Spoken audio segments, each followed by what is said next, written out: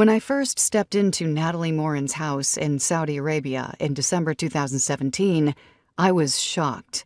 The apartment was completely dilapidated, paint peeling off the walls, the air conditioning on its last legs, the kitchen in chaos, and 3 small bedrooms, 2 of which Nathalie and her 4 children shared. Nathalie had been living in Saudi Arabia for 13 years at that point. The slim, smiling young mother we saw in the news early on in her relationship with her Saudi partner had given way to a sad woman, face and body both swollen, hinting at health problems.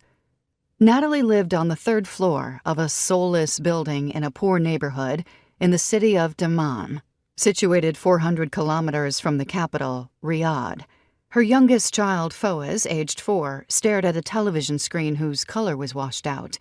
The 3 other children were at school. Her partner, Saeed, was sleeping in one of the bedrooms with the door closed.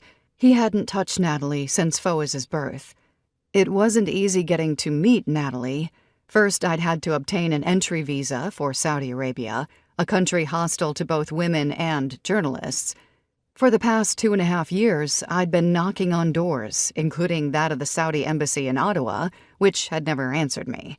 I also called the Ministry of Culture and Information in Riyadh, which sent me back to my own embassy, which sent me back to the Saudis, forcing me to pivot on the spot in the labyrinths of bureaucracy.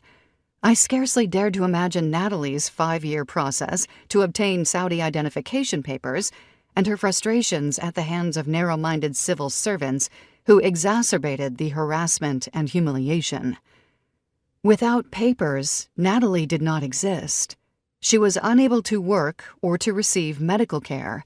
She only received her documents in January 2020. She lived like a pauper, obliged to beg to feed her children. Saeed did not lift a finger to help her. The Canadian government was well aware of her situation.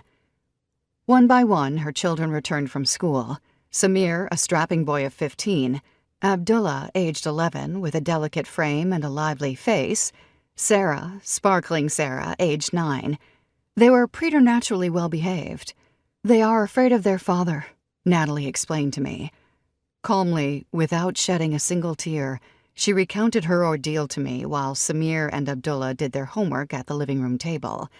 Saeed's violent outbursts, the forced sex, her isolation, her poverty, her health problems, her struggles with the Canadian government.